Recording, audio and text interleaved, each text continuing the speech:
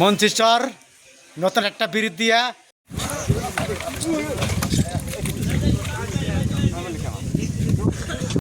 মঞ্চিচর এই নদীটার ভিতরে দিয়ে আমাদের একটা ব্রিজ চাই। স্থানীয়দের দাবি, সরকারের কাছে আকুল আবেদন, এই মুন্সিচরের এই নদীটুক দিয়ে একটা ব্রিজ দরকার। এই ব্রিজটা না হলে মানুষের চলাফেরায় অনেক কষ্ট হয়।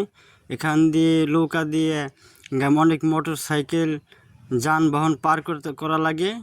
পার করতে গেলে অনেক সময় নৌকা ডুবে যায়, গাড়িগুলো নষ্ট হয়ে যায়, মানুষের অনেক ক্ষয়ক্ষতি হয়।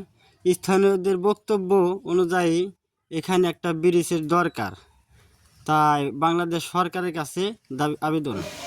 দেন আমরা এই থেকে হাজার বিঘা যাইতে পারি না, একটা ব্রিজ হইলে ভালো হইতো। আমাকে ব্রিজের নিগে পারাপার হইতে পারি না, একটা ঘোড়ার গাড়ি যাইতে পারি না, একটা মোটর সাইকেল যাইতে পারি না, এই ট্রলার দিয়ে পার হইয়া তারপরে যাইতে হয়।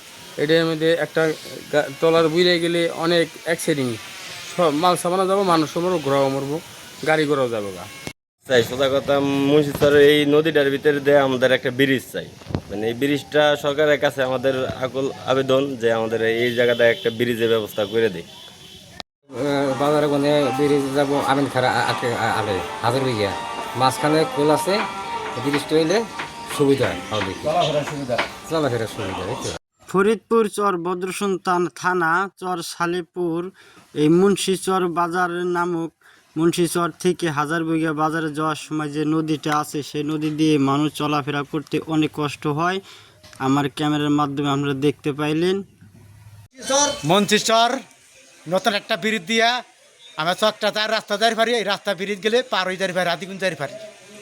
আপনাদের সকলের কাছে একটাই দাবি থাকবে, আপনারা ভিডিওটি শেয়ার করে দিবেন।